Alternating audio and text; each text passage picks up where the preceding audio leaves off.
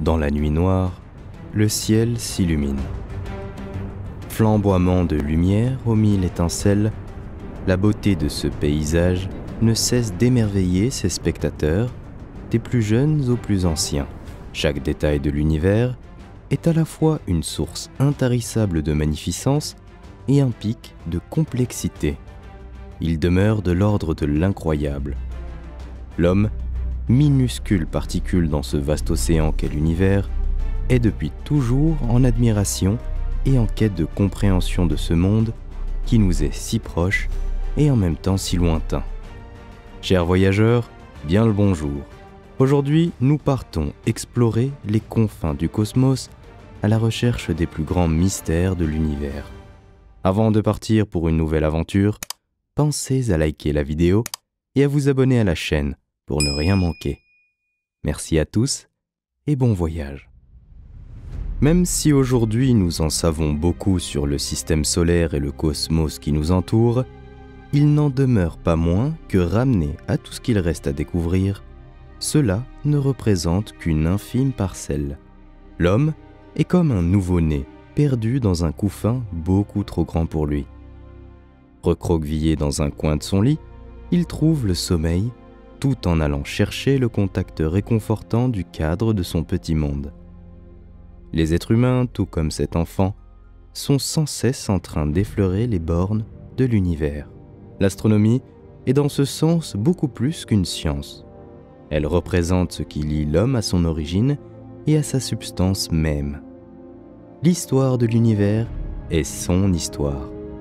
Ainsi, depuis que l'homme a conscience de lui-même, son regard s'est tourné vers le ciel. Et depuis des siècles, il va toujours plus loin. Aujourd'hui, nous allons toucher du bout des doigts ce cadre, et même le dépasser. Bien que l'homme n'ait jamais franchi la limite de l'univers observable, la science lui permet de l'apercevoir sous différents angles. À travers une excursion dans l'univers, nous allons partir à la rencontre d'habitants célestes comme le Soleil, la Lune, Mars, jusqu'au plus loin de la limite observable. Puis nous pousserons les portes de l'au-delà afin de discerner les théories qui envisagent l'univers là où nous ne le percevons pas.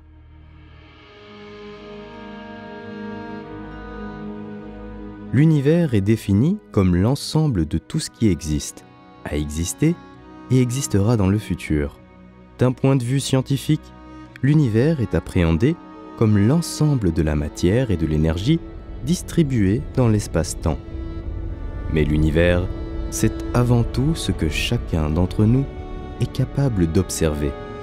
Une immense toile bleue dressée au-dessus de nous, agrémentée d'admirables étoiles scintillantes qui captivent notre regard et piquent notre curiosité depuis la nuit des temps.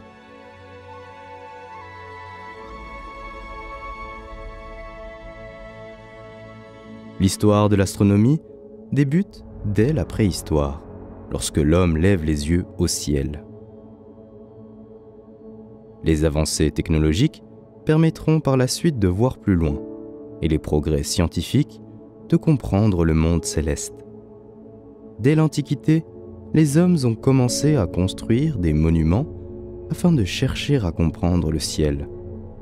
Le plus ancien site découvert à ce jour, le cercle de Göbekli, date de 5000 ans avant notre ère.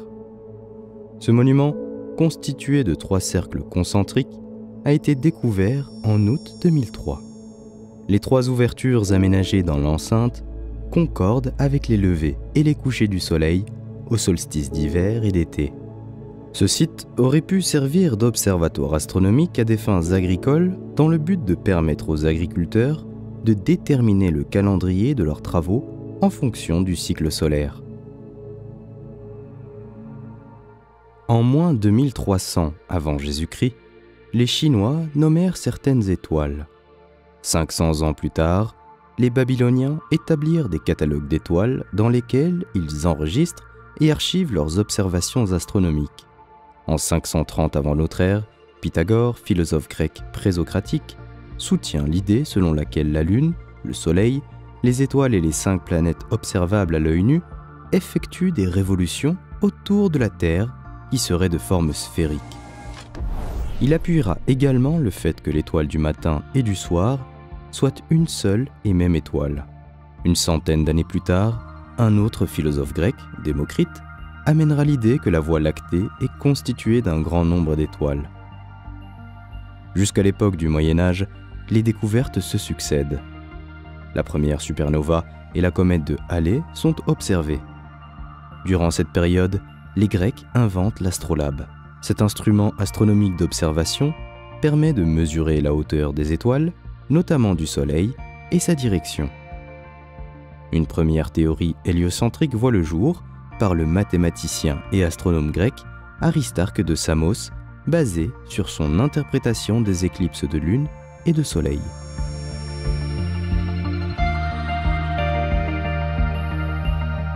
En l'an 140, l'astronome Georges Ptolémée rédige l'Almageste, un ouvrage antique complet qui rassemble toutes les connaissances astronomiques du moment et qui propose une synthèse du système géocentrique plaçant la Terre au centre de l'univers. En Occident, l'Almageste servira de référence pour comprendre l'univers pendant tout le Moyen-Âge jusqu'à la révolution copernicienne. En 499, l'astronome indien Aryabhata rédige un ouvrage intitulé Aryabhatiya, dans lequel il propose un résumé de ses connaissances en astronomie et en mathématiques. Il expose par ailleurs sa vision d'un monde héliocentrique qui s'explique par la Terre en rotation tournant autour du Soleil. Dans les années 1000, des supernovas restant visibles durant plusieurs années sont observées. En 1440, l'Allemand Nicolas de Cues publie un ouvrage qui passera à l'époque inaperçu et qui pourtant y annonçait des conceptions astronomiques avancées telles que celles qui seront amenées plus tard lors de la révolution copernicienne. Il y aborde également le sujet de l'infinité de l'univers.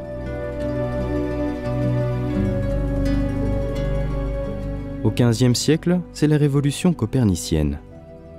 L'astronome polonais Nicolas Copernic propose et défend une théorie héliocentrique. Ainsi, la Terre et les autres planètes du système solaire tournent autour du Soleil. Sa vision change radicalement la représentation de l'univers, d'où son nom de révolution. Le système géocentrique de Ptolémée, qui prédominait jusque-là, sera progressivement abandonné. La théorie de Copernic révolutionne les sciences et amène à une autre vision de la place de l'homme dans le cosmos. Au début du XVIIe, la lunette astronomique marque un tournant pour l'astronomie. Désormais, il est possible d'observer le ciel. Galilée découvrit, grâce à sa lunette, les phases de Vénus ainsi que les 4 planètes orbitant autour de Jupiter. Les résultats obtenus grâce aux observations faites avec les lunettes astronomiques mirent définitivement en péril le système proposé par Ptolémée en faveur du système copernicien. En 1619, la découverte d'étoiles binaires orbitant l'une autour de l'autre relance les spéculations qu'il existerait d'autres systèmes planétaires que le nôtre.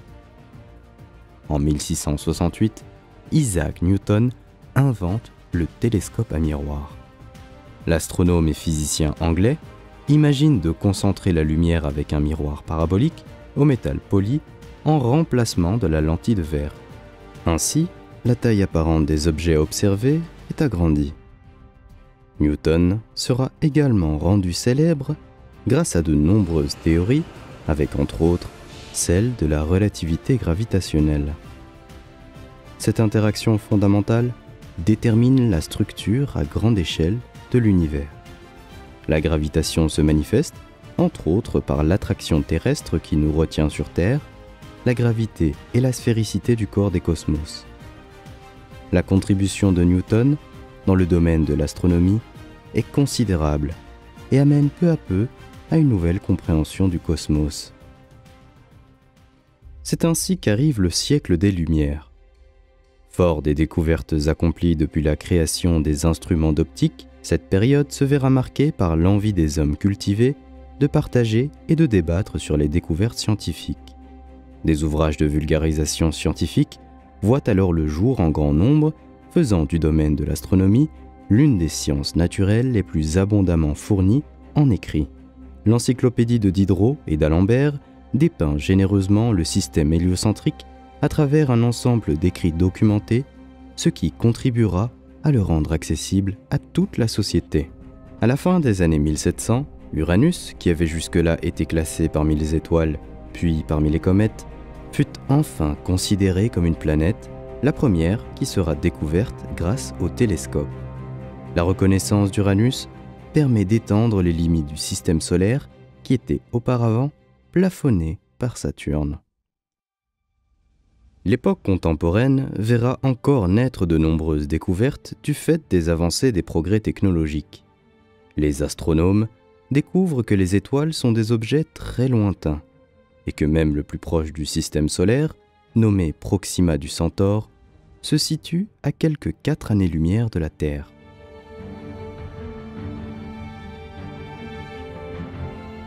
L'apparition de la photographie constitue un grand pas en avant en ce qui concerne l'observation détaillée du cosmos. Désormais, grâce à une exposition de plusieurs heures, la luminosité devient suffisante pour faire ressortir des détails. La première photographie de la Lune fut prise en 1840. Le XXe siècle voit ensuite fleurir des théories de l'astrophysique moderne, dont plusieurs seront formulées par Albert Einstein. En 1923, alors qu'il étudiait la galaxie d'Andromède et sa situation en dehors de notre Voie lactée, Edwin Hubble démontra l'existence d'autres galaxies que la nôtre. Peu de temps après, en conséquence à la loi de Hubble, ce dernier formula l'hypothèse de l'expansion de l'univers qui se traduirait par un éloignement des galaxies les unes des autres à grande échelle. Ces données permettront également de comprendre le commencement de l'univers et surtout de lui donner un âge. La période d'après-guerre sera marquée par l'arrivée d'une nouvelle approche, la radioastronomie. Cette branche de l'astronomie traite de l'observation du ciel au moyen de radiofréquences. Cela signifie qu'au lieu d'étudier les étoiles et les planètes par leur lumière, à l'aide de caméras et d'ordinateurs, ce sont les ondes émises qui seront captées afin d'être analysées. Cette étude nécessite un appareil lourd et imposant, le radiotélescope, dont le premier fut mis en service en 1971.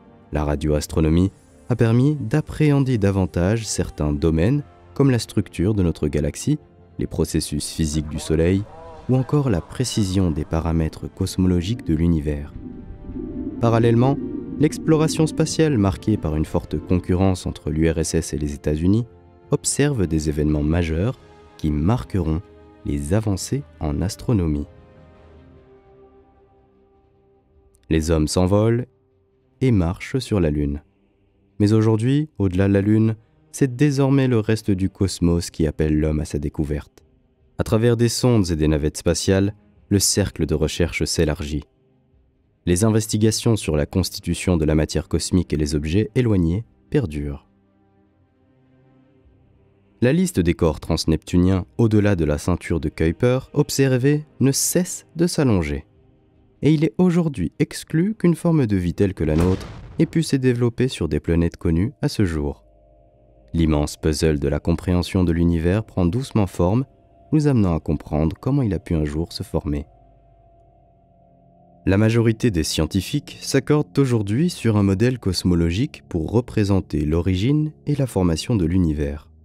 Le Big Bang est la théorie selon laquelle une explosion géante survenue il y a entre 10 et 20 milliards d'années aurait créé à la fois l'espace, le temps, la matière et l'énergie de l'univers.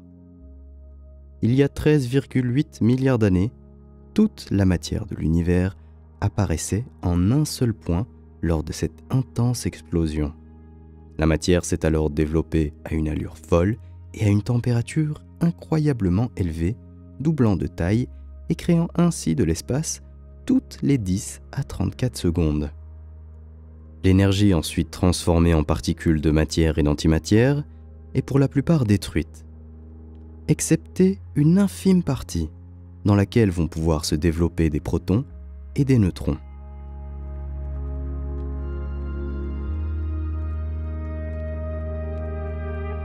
En quelques minutes, ces derniers fusionnent et forment des noyaux d'hydrogène et d'hélium. 300 000 ans plus tard, ces noyaux capturent des électrons pour former des atomes. L'univers se remplit alors de nuages d'hydrogène et d'hélium. Les photons se déplacent maintenant librement et cela marque le début de l'univers transparent. L'univers continuera d'évoluer.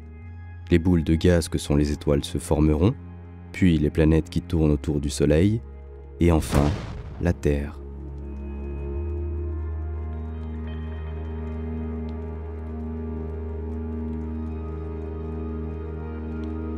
Une évolution constante qui mènera à l'univers tel que nous le connaissons aujourd'hui. La théorie du Big Bang a été scientifiquement appuyée par la notion d'expansion de l'univers.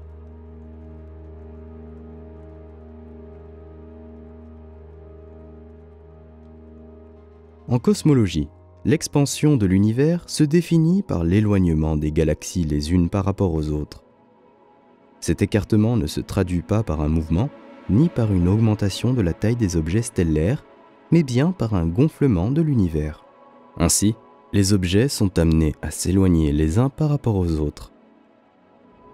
C'est dans le courant du XXe siècle que la découverte de l'expansion de l'univers a été faite en plusieurs étapes. À cette époque, de nombreux corps pouvaient être observés au télescope. Tous étaient assimilés à des nébuleuses, des amas de gaz et de poussière interstellaires, mais ils comprenaient aussi des galaxies. La nature et la distance de ces nébuleuses interrogeaient alors la communauté scientifique. En 1914, Vesto Slipher, un astronome américain, remarqua que ces fameuses nébuleuses avaient une tendance à l'éloignement par rapport à la Terre. D'après les mesures de vitesse de ces nébuleuses, le scientifique en conclut qu'elles ne devaient pas appartenir à la Voie lactée, puisque leur déplacement trop rapide ne semblait pas lié à la gravité. Il fallait alors déterminer une méthode pour calculer la distance à laquelle se trouvaient ces objets. En 1920, fut alors mis en place le grand débat. Ces réunions scientifiques avaient pour objectif de définir la nature et la distance des nébuleuses, qui finalement s'avéreront être des galaxies. La date la plus célèbre de ce débat s'est tenue le 26 avril. Arlo Shapley et Heber Curtis s'opposèrent alors sur le caractère extragalactique ou non des nébuleuses, en se basant en particulier sur la galaxie d'Andromède. Le premier homme défendait l'idée que l'univers observable ne s'étendait pas au-delà de la Voie lactée, et le second défendait l'idée inverse. Le débat, enrichi des découvertes réalisées par Vesto Slipher quelques années plus tôt, ne trouva cependant aucun aboutissement définitif. 5 années plus tard, la polémique fut close par l'intervention d'Edwin Hubble, un astronome américain qui a permis de très grandes avancées dans la compréhension de la nature de l'univers. Ce dernier put observer, grâce au télescope Hooker, des céphéides ainsi que plusieurs étoiles variables et put en calculer la distance, prouvant ainsi la nature extragalactique de ces objets. Après plusieurs années d'observation, Hubble mit en évidence un lien entre la vitesse de récession et la distance de certaines galaxies, prouvant ainsi l'expansion de l'univers. En 1927, un astronome et physicien belge, prénommé Georges Lemaître, définit un modèle de l'univers selon lequel les galaxies semblent s'éloigner avec une vitesse proportionnelle à leur distance du fait d'une expansion. L'ensemble de ces découvertes, combinées à l'élaboration de la relativité générale par Einstein, sont la preuve de l'expansion de l'univers et du Big Bang. L'expansion de l'univers se manifeste par un éloignement apparent des objets célestes lointains. Néanmoins, le déplacement de la position des corps est trop lent à l'échelle humaine pour que nous puissions le voir. Les scientifiques se sont donc accordés sur l'observation du phénomène de décalage vers le rouge.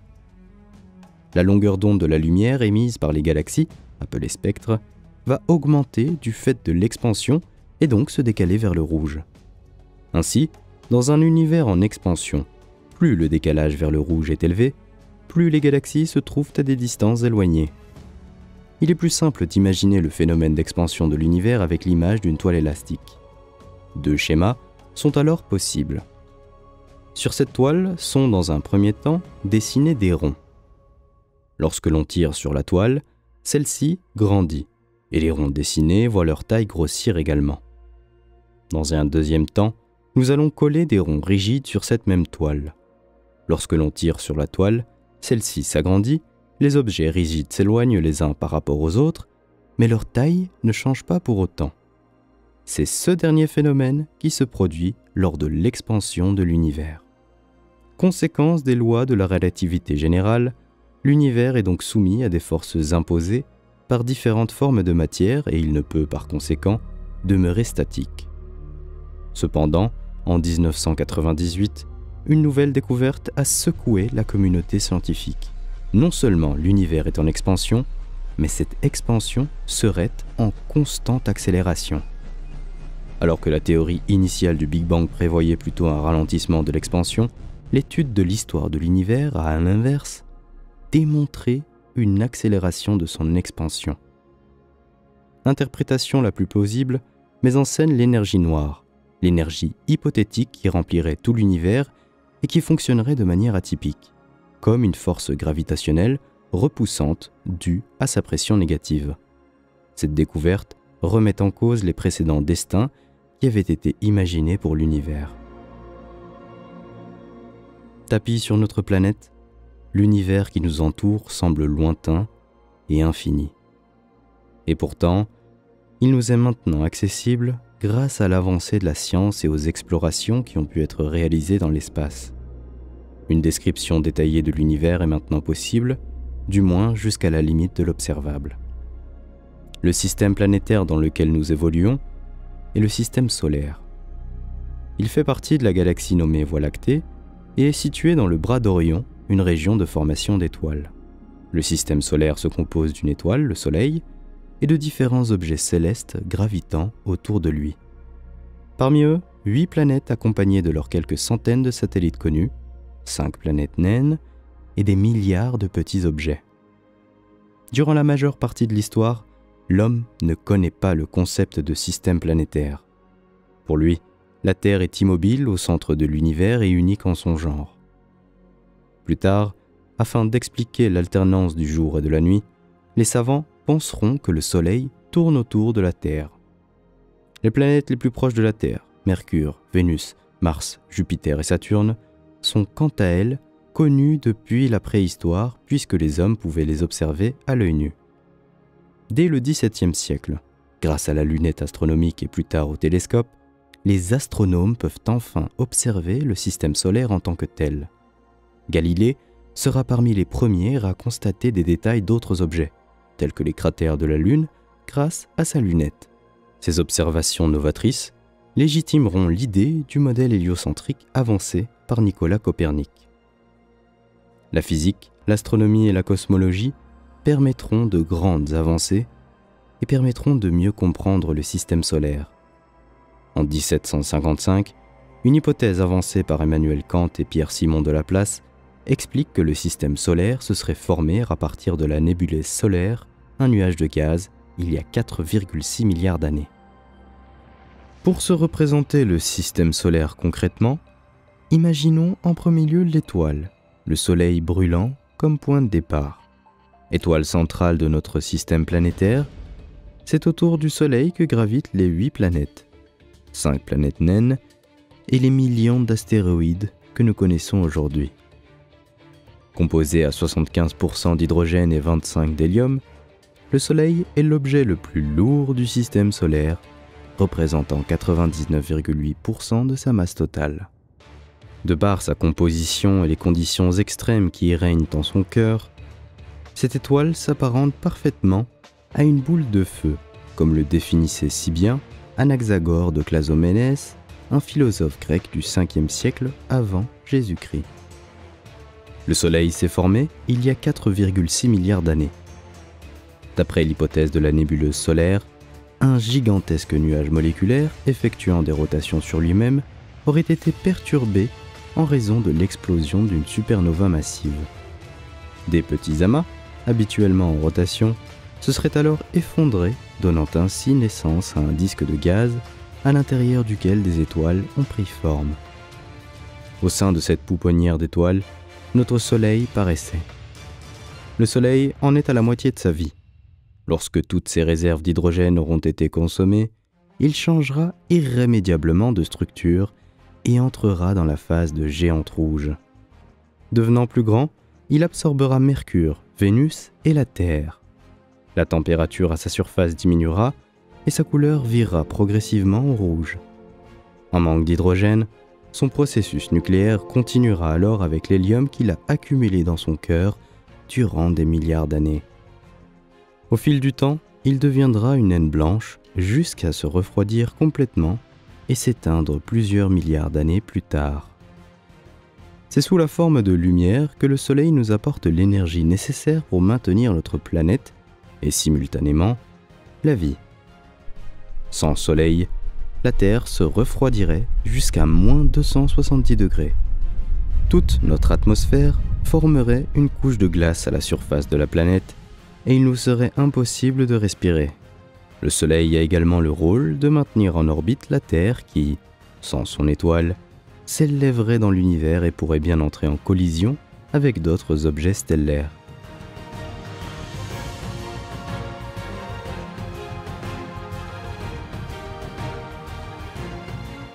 Au plus proche du Soleil se trouve Mercure. Cette dernière est difficilement observable du fait de sa proximité avec le Soleil. Il y fait très chaud, jusqu'à 430 degrés sur sa face ensoleillée, et la température peut chuter jusqu'à moins 180 degrés à l'ombre. Vénus, qui arrive ensuite, est connue comme l'astre le plus brillant de notre système solaire, après le Soleil et la Lune. Elle est communément appelée l'étoile du Berger. La chaleur y est intense et l'activité volcanique très présente. Cette planète a longtemps été considérée comme la plus semblable à la Terre, car leur composition chimique et leur densité sont proches et qu'elles font à peu près la même taille. Maintenant, nous quittons Vénus pour arriver à notre chère planète Terre, celle qui abrite l'homme et qui a permis l'apparition et l'évolution de la vie. L'âge de la Terre est estimé à 4,54 milliards d'années. Sa surface, relativement jeune, se décompose en différentes plaques tectoniques. L'atmosphère terrestre est composée principalement d'azote et d'oxygène, ainsi que de quelques traces de gaz moins abondants, comme l'argon et le dioxyde de carbone. Il s'agit aujourd'hui de la seule planète connue dans l'univers qui ait réuni les conditions optimales pour l'apparition de la vie, des êtres vivants et d'une forme d'intelligence. Son unique satellite, la Lune, orbite à environ 300 000 km. Attardons-nous un moment sur cette dernière que nous observons déjà si bien, sans avoir besoin du moindre instrument d'optique. Un satellite naturel se définit comme un astre qui orbite autour d'un autre objet plus grand que lui-même, une planète ou une planète naine. Les satellites peuvent se former au même moment que la planète autour de laquelle ils orbitent, ou peuvent être des astres capturés par ces dernières, ou encore avoir été créés par une collision entre un astre et la planète. L'hypothèse qui prédomine pour expliquer la formation de la Lune est celle de l'impact géant. Une collision entre Theia, une protoplanète semblable à Mars, et la prototerre aurait disloqué et projeté une grande quantité de débris autour de la Terre. L'agglomération d'une partie de ces débris aurait ainsi formé la Lune en un siècle environ. La Lune est aujourd'hui un satellite que nous connaissons maintenant plutôt bien, puisqu'elle a été la destination de nombreuses explorations spatiales. Seulement 3 jours de voyage sont nécessaires depuis la Terre pour l'atteindre. L'intérêt de son exploration a été motivé par la course à l'espace entre les années 57 et 1975. En plein climat de guerre froide, les États-Unis et l'Union soviétique se sont livrés à une compétition effrénée avec comme objectif la conquête de la Lune. Ainsi, un premier survol de la Lune sera réalisé en 1959. Puis, 10 années plus tard, le premier homme posera un pied sur sa surface. Aujourd'hui analysé par plus d'une centaine de robots et visité par 12 humains, l'homme commence à la connaître.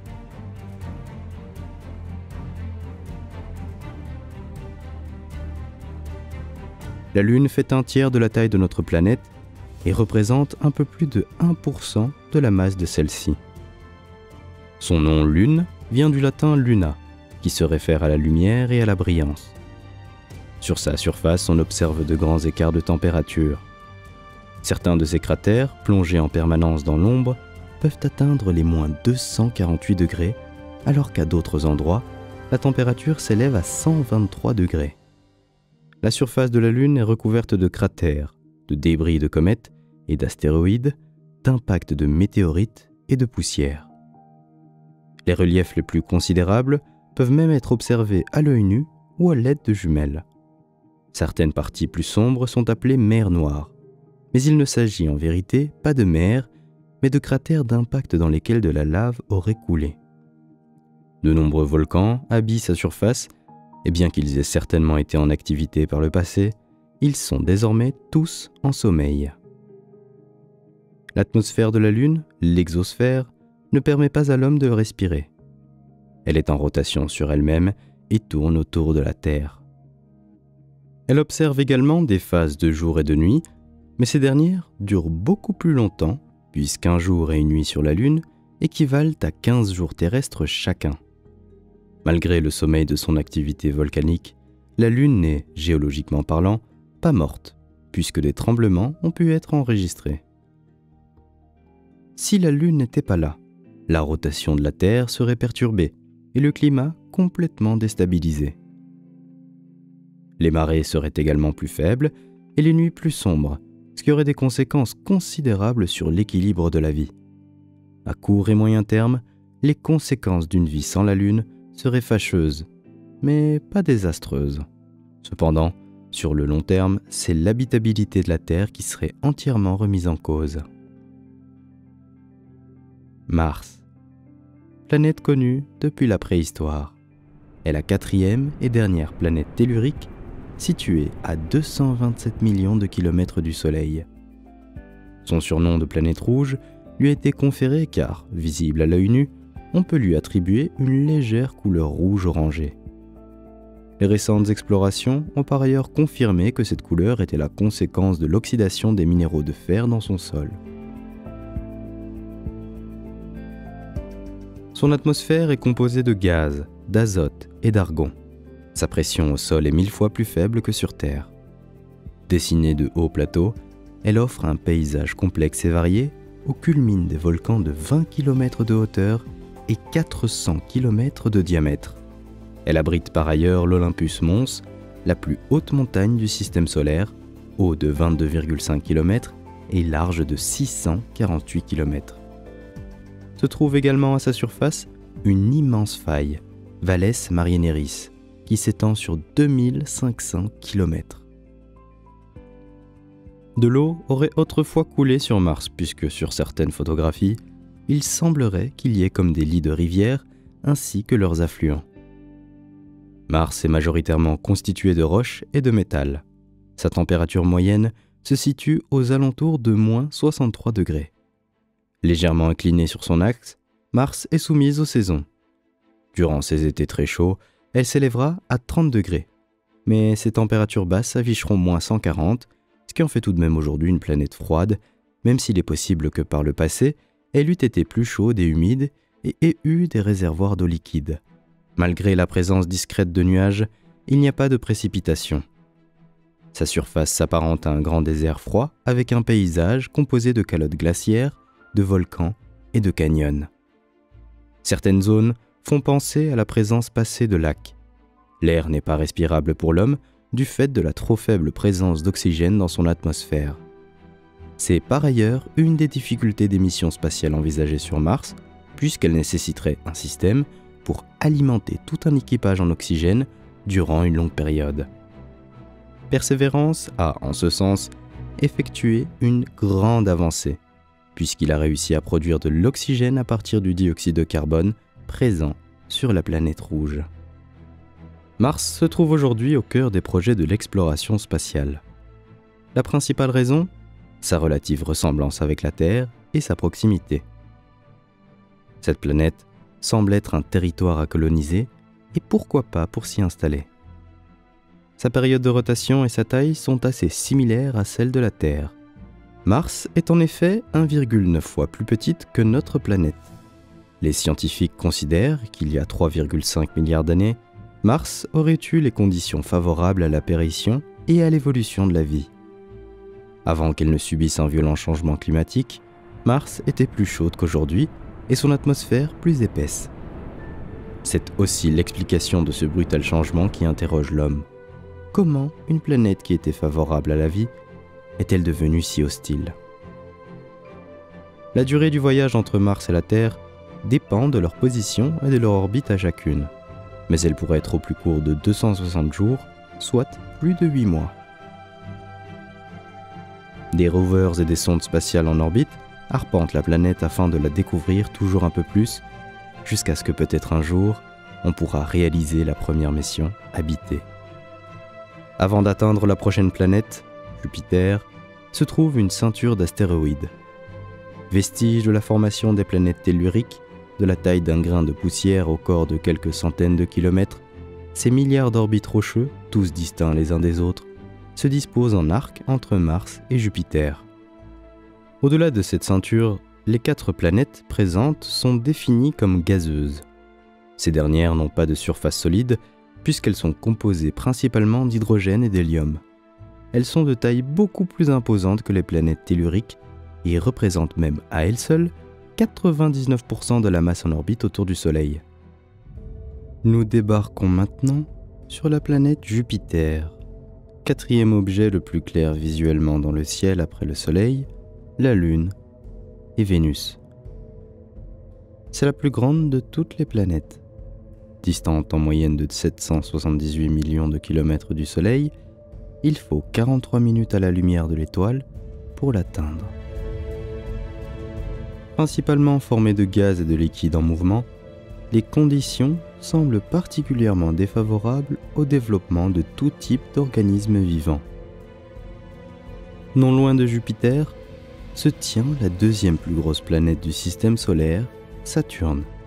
Rendue en partie célèbre par ses anneaux glacés et rocheux, cette planète gazeuse est une des favorites des scientifiques. Située à une moyenne de 1,43 milliard de kilomètres du Soleil, elle reçoit sa lumière en 1 heure et 19 minutes. Voyager sur Saturne est envisageable à long, voire très long terme. En effet, la mission Cassini-Huygens, menée par la NASA, a pu placer une sonde en orbite autour de Saturne après 2664 jours de voyage, soit 7 années. D'une taille 9 fois plus grande que la Terre, elle a cependant une densité plus faible que l'eau. Concrètement, si Saturne était plongée dans une immense baignoire remplie d'eau, elle flotterait. Également observable à l'œil nu, elle a pu être découverte et observée dès l'Antiquité. Comme Jupiter, son corps est essentiellement composé de gaz et de liquide, ce qui la rend impraticable à la moindre exploration concrète. La sonde spatiale de la mission Cassini-Huygens en a d'ailleurs fait les frais en terminant fatalement son voyage pour plonger dans l'atmosphère de Saturne. Plus une planète est éloignée du Soleil, plus il y fait froid, et Saturne ne dénote pas à la règle avec une température moyenne de moins 140 degrés. Revenons maintenant sur ces spectaculaires anneaux qui la rendent extraordinaire par rapport aux autres planètes du système solaire, les anneaux planétaires. Plusieurs planètes possèdent des anneaux, Jupiter, Uranus, Neptune, mais ce sont ceux de Saturne qui ont été découverts les premiers et qui restent les plus conséquents. En 1610, Galilée, en observant Saturne pour la première fois, l'a définie comme une planète accompagnée de 2 satellites. 2 ans plus tard, avec une amélioration de ses outils d'observation, il qualifiera cette fois les anneaux tels de 2 demi-ellipses. 4 décennies plus tard, Christian Huygens, astronome et physicien, décrit un astre entouré, non pas de satellites, mais bien d'anneaux. Jusqu'à la fin du XIXe siècle, les découvertes s'enchaînent pour aboutir à l'existence de plusieurs anneaux constitués de petites particules. La présence d'anneaux autour des autres planètes est assez récente, puisque ceux d'Uranus seront confirmés en 1977, ceux de Jupiter en 1979 et ceux de Neptune en 1984. Nous savons maintenant que les anneaux planétaires sont constitués majoritairement de poussière et de petites particules, qui prennent une forme d'anneau plat et entourent une planète naine, un petit corps ou même un satellite naturel. Des hypothèses sur l'origine de la formation des anneaux planétaires sont formulées, mais aucune n'est encore approuvée. En ce qui concerne les anneaux de Saturne, ils se seraient formés à partir de corps provenant de la ceinture de Kuiper, essentiellement brisés par les forces d'attraction de la planète. Saturne possède 7 anneaux principaux, un très large anneau externe nommé anneau de Phébé et une multitude d'annelets. L'anneau de Phébé est doté d'un diamètre de 12 millions de kilomètres. S'il était visible à l'œil nu, sa taille serait égale à celle de 2 fois une pleine lune. Les anneaux de Saturne réfléchissent 60% de la lumière du Soleil. Une étude réalisée en 2018 a mis en évidence que les anneaux de Saturne auront disparu d'ici 292 millions d'années et qu'ils devaient certainement être encore plus grandioses à leur origine.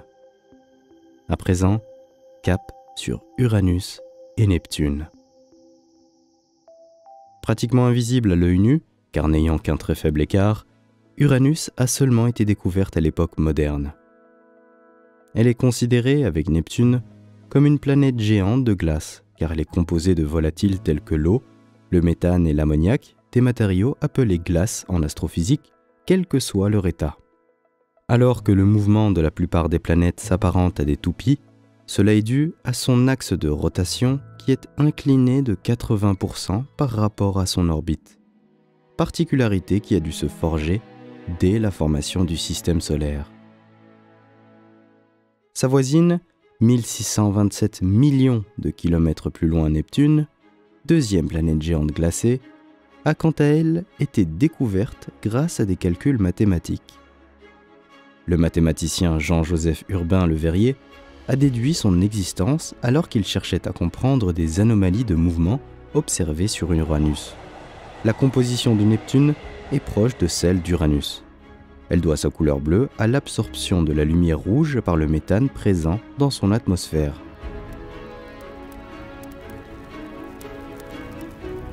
Quatre fois plus grande que la Terre, elle est également 17 fois plus lourde.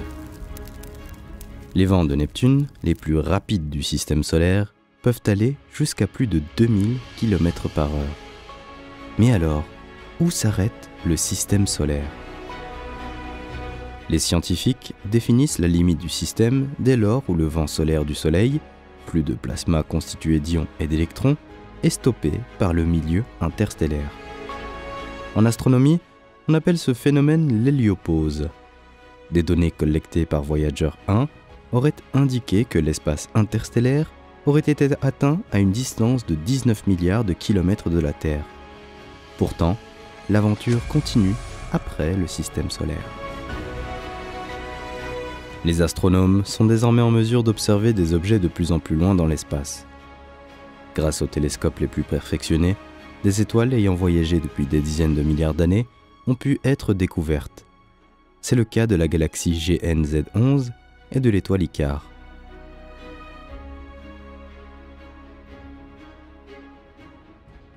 À l'extrémité de l'univers observable, une petite galaxie luit. Un petit groupe d'étoiles dénommé GN-Z11, situé dans la constellation de la Grande Ourse, est depuis mars 2016 la plus lointaine et la plus ancienne galaxie observée. Son nom peu commun est un dérivé de sa localisation. Cette galaxie s'est formée il y a 13,4 milliards d'années. Il s'agit là de remonter quasiment 97% du temps d'existence de l'univers. Cela ne signifie pas pour autant que la galaxie se trouve à autant d'années-lumière de nous. Puisque l'univers s'étend, elle se situe par conséquent bien au-delà. Les scientifiques estiment sa position aux alentours de 32 milliards d'années-lumière. C'est à travers l'œil du télescope spatial Hubble que la rencontre a pu avoir lieu. GN-Z11 est 25 fois plus petite que notre galaxie la Voie lactée, avec une masse 100 fois plus faible. Sa forte luminosité s'explique par son importante formation d'étoiles. En effet, elle génère des étoiles bien plus rapidement que notre galaxie. Ces étoiles très chaudes et massives rappellent les étoiles qui demeuraient au début de l'univers. Icare est le nom donné à l'étoile la plus lointaine jamais observée. Bien plus grande et bien plus brillante que notre Soleil, il a fallu 9 milliards d'années pour que sa lumière atteigne la Terre. Elle nous est apparue alors que l'univers en était à 30% de son âge. La découverte a également été possible grâce au télescope spatial Hubble en 2018. Alors que des scientifiques observaient une supernova lointaine, ils ont découvert une source lumineuse qui était apparue de plus en plus forte entre 2013 et 2016. L'étoile Icare doit sa découverte au phénomène de l'antigravitationnel. Un amas de galaxies, se situant entre l'observateur et la source lumineuse, a donné lieu à une amplification des faibles lueurs de l'étoile. Cet amas, en question, situé à 5 milliards d'années-lumière de la Terre, a permis d'augmenter jusqu'à 2000 fois la luminosité d'Icare, la rendant ainsi visible au télescope. L'étoile, située à 9 milliards d'années-lumière, détient le nouveau record de l'étoile la plus distante jamais observée à ce jour. Grâce à leurs observations, les astrophysiciens en savent désormais un peu plus sur cet astre. Icare est une géante bleue, ce qui définit une étoile très chaude, brillante et surtout très massive de couleur bleue. Elle fait environ 16 fois la masse du Soleil et a une courte durée de vie. C'est la première fois que la lentille gravitationnelle permet d'observer une étoile isolée. Cela ouvre de réelles perspectives en ce qui concerne l'étude de l'univers lointain. Icare servira désormais de point de référence aux astronomes pour étudier l'évolution des astres et la nature même des premières générations d'étoiles. Grâce à cette découverte, ils cherchent également à vérifier des hypothèses concernant la matière noire, cette matière insaisissable dont l'univers serait en grande partie composé. En effet, en différenciant les sursauts dus aux astres de ceux dus aux corps massifs, les chercheurs seraient en mesure de développer des hypothèses sur la composition de cette matière encore bien mystérieuse. Après avoir atteint la limite de l'univers observable, entrons maintenant dans le monde mystérieux des théories relatant de l'univers non observable. Au-delà de tout ce que la lumière nous renvoie, et dont l'homme a connaissance, une question subsiste. L'univers est-il fini? A-t-il une limite? Si l'homme avait la capacité de marcher à l'infini, se retrouverait-il un jour face à un mur? La notion d'infini intervient dès lors que nous cherchons à qualifier quelque chose qui n'a pas de borne, pas de limite, ni de frontières, que ce soit dans son nombre ou dans sa taille. Aussi bien abordé en mathématiques qu'en philosophie, en métaphysique ou encore en théologie, l'infini a fortement marqué l'histoire impliquant à chaque découverte une évolution radicale des perspectives. Tandis que l'homme, un être limité et fini, évolue sur une planète elle aussi limitée et finie, il se rend compte que l'univers dans lequel il évolue semble quant à lui infiniment grand. Mais comment peut-on parler d'infini dans la réalité physique de la nature? À l'heure actuelle, aucune donnée scientifique ne permet d'affirmer de manière absolue si l'univers est fini ou infini. Seules les théories sont là pour tenter de se projeter dans une description de l'univers afin de comprendre au mieux son histoire, son fonctionnement et éventuellement son avenir. Le caractère fini ou infini de l'univers est intimement lié à sa géométrie. Vraisemblablement, dans l'hypothèse d'un univers fermé, celui-ci aurait alors la forme d'une sphère. Cette géométrie implique un espace fini, mais sans fin. De même, nous pourrions marcher sans nous arrêter autour de la Terre, elle aussi sphérique. Un univers fermé impliquerait qu'il ait un bord, une frontière, et l'univers aurait alors une masse suffisante pour que l'expansion s'arrête un jour. L'univers pourrait également être plat, sans limite, supposant une expansion à l'infini. Et la troisième forme, la plus admise par la communauté scientifique à l'heure d'aujourd'hui, semblerait aller dans le sens d'un univers plat à grande échelle. L'étude du fond cosmologique n'a observé aucune répétition, mais des anomalies, ce qui impliquerait que l'univers, bien qu'il soit plat, est une forme complexe ou chiffonnée. L'idée de l'univers plat est compatible avec la notion d'univers infini. Il suffit d'observer le ciel à l'œil nu afin de se confronter à l'immensité sans borne de l'espace. Mais à l'aide de progrès de la technologie et de la science, jusqu'où l'homme peut-il se frayer un chemin dans les étoiles? Lorsque les scientifiques observent loin dans l'espace, c'est comme s'ils regardaient loin dans le passé, puisque la vitesse de la lumière n'est pas infinie. L'association de la vitesse finie de la lumière à l'âge fini de l'univers détermine une limite infranchissable au-delà de laquelle rien n'est visible pour l'homme, c'est l'horizon cosmologique. La lumière a besoin de temps pour nous atteindre. Mais l'univers étant âgé de 13,8 milliards d'années, le temps de trajet possible n'est, par conséquent, pas infini. Cela signifie qu'une galaxie située à 18 milliards d'années-lumière de nous se trouve au-delà de notre horizon cosmologique. Tout comme l'océan continue au-delà de ce que voient les marins observant l'horizon depuis la vigie d'un bateau, l'univers existe au-delà de l'horizon cosmologique. Nous ne le voyons simplement pas, d'où son appellation d'univers invisible ou non observable. La position de l'horizon cosmologique est étroitement liée à l'expansion de l'univers.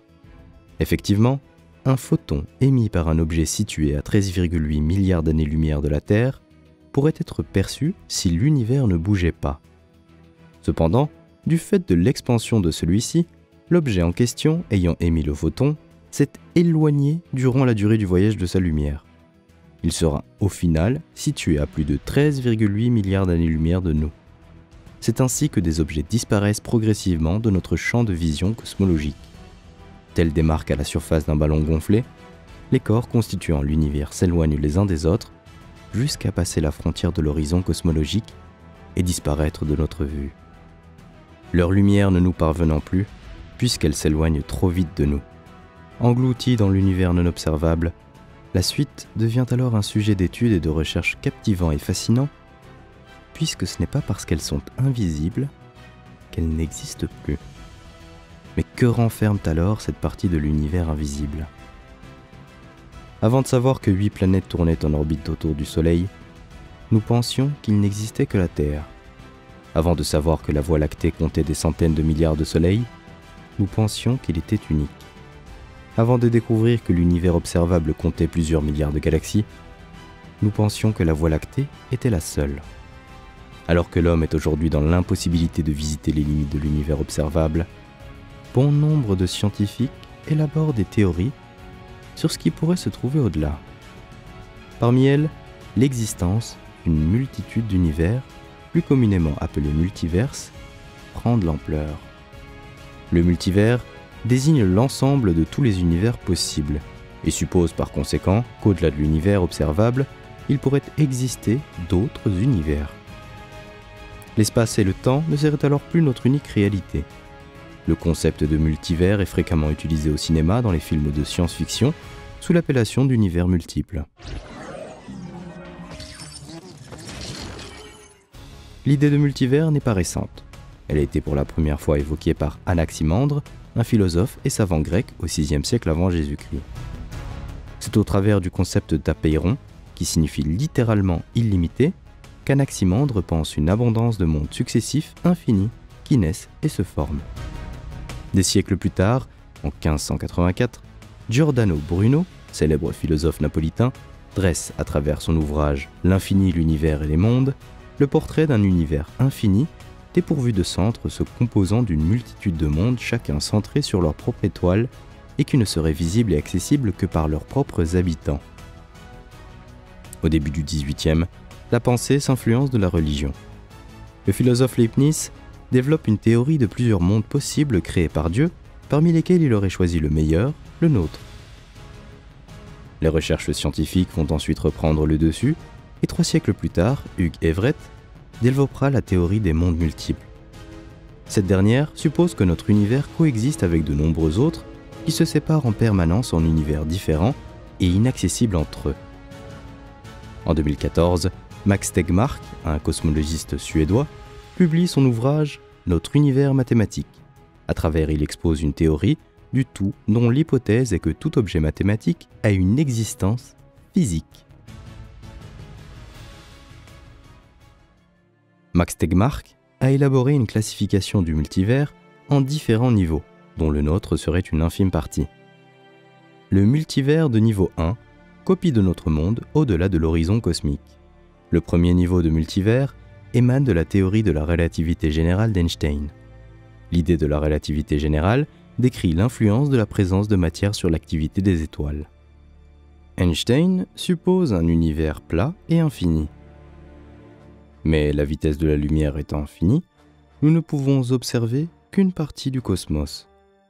Par conséquent, au-delà de l'horizon cosmique, cette théorie laisse penser que d'autres mondes existent, des mondes soumis aux mêmes lois physiques que les nôtres, des versions d'univers exactement identiques aux nôtres, même en ce qui concerne ses habitants. Cette théorie suggère donc qu'au-delà de l'horizon cosmique, un autre vous serait sur la Terre d'un autre univers à cet instant précis, en train de regarder cette même vidéo. Avez-vous une chance de pouvoir un jour rencontrer ce double ? Non, il est improbable qu'un tel face-à-face se réalise, puisque ce double en question se situe à plusieurs milliards de kilomètres de vous. Cette théorie traduit le modèle cosmologiste le plus aisé et le plus populaire, à savoir un espace non courbé et non borné, impliquant une distribution de matière régulière. Le multivers de niveau 2, l'inflation cosmique et les bulles.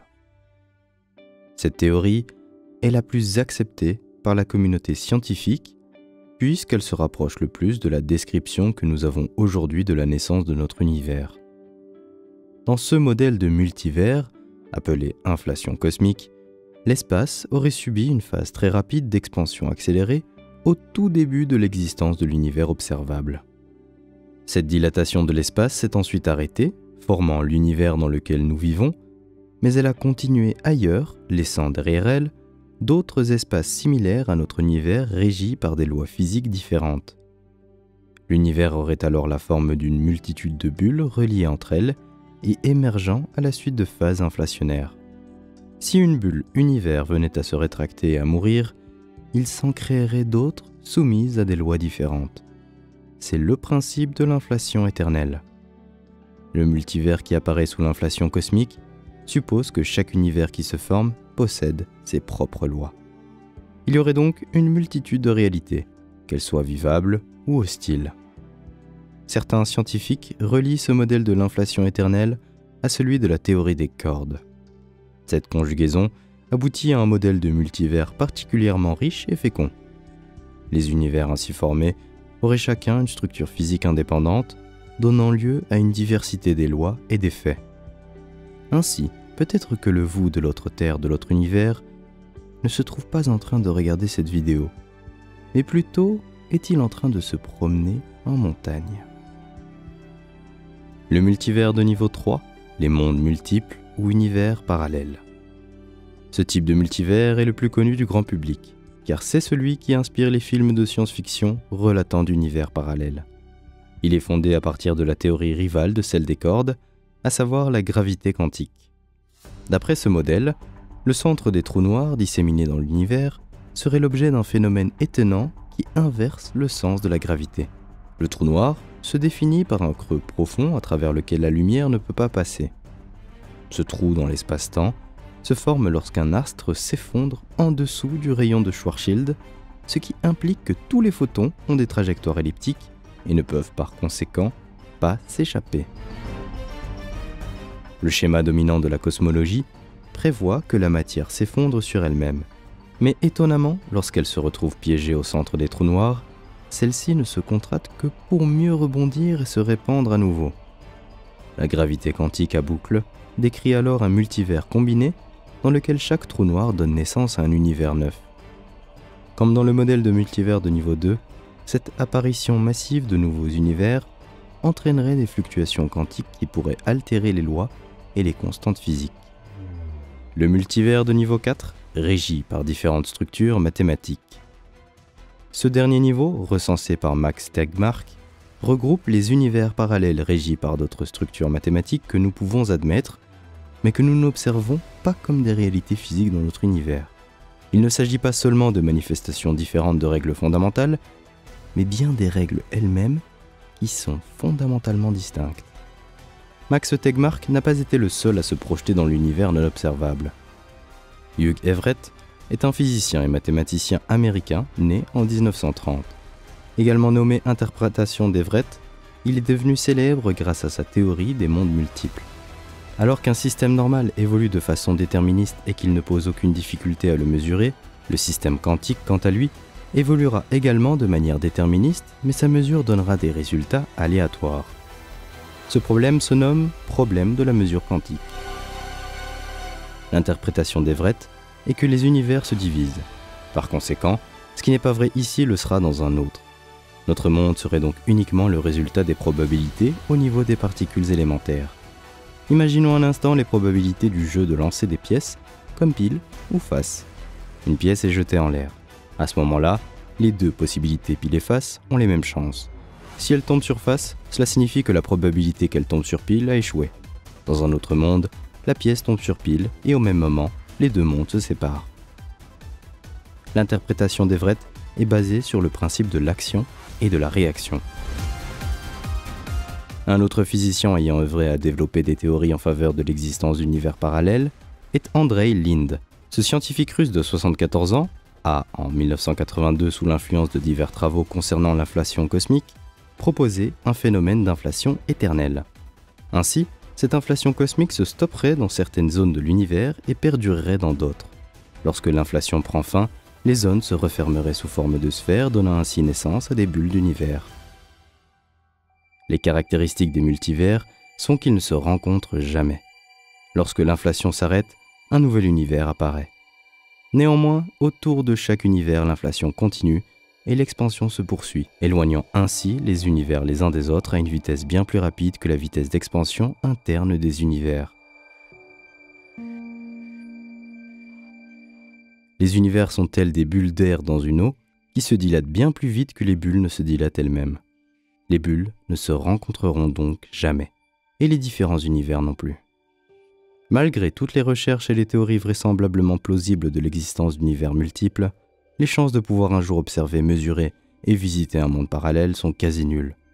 Une semaine avant son décès, Stephen Hawking a tenté de démontrer l'existence des multivers dans un article « A Smooth Exit from Eternal Inflation », traduit « Une sortie en douceur de l'inflation éternelle », écrite en collaboration avec Thomas Hertog, un cosmologiste belge, les deux scientifiques y dévoilent leurs réflexions sur la nature de l'univers et la théorie des multivers en remettant en question l'inflation éternelle et en suggérant une hypothèse moins complexe. Pour les deux scientifiques, le multivers serait un ensemble d'univers plus maniables qui se ressemblent tous. De plus, selon eux, si d'autres univers sont apparus en même temps que le nôtre au moment du Big Bang, ces derniers ont dû laisser des traces.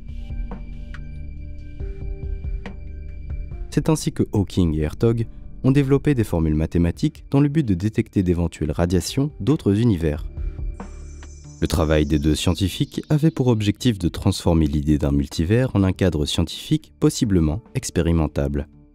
Des traces d'autres univers ont-elles été découvertes depuis ? Non. Une fausse alerte a été sonnée en 2020 lorsque la NASA avait cru trouver un univers parallèle. Mais il s'agissait en réalité d'anomalies de certaines données. D'après certains physiciens, certaines particules, des neutrons, seraient autorisées à passer d'un univers parallèle au nôtre, jouant ainsi les passe-murailles. La théorie des univers miroirs implique l'existence d'un monde parallèle qui serait quasi identique au nôtre en termes de force et de particules, bien qu'aucun des deux ne puisse entrer en contact. Il s'avère cependant que certaines particules, plus précisément des neutrons, pourraient passer d'un univers à un autre sous forme d'oscillation. L'idée d'un autre monde inspire les auteurs qui nous transmettent leur vision à travers de nombreux livres, films, bandes dessinées et séries de science-fiction. Néanmoins, la réalité de ce à quoi ressemblerait le monde au-delà de l'horizon cosmologique demeure toujours un mystère.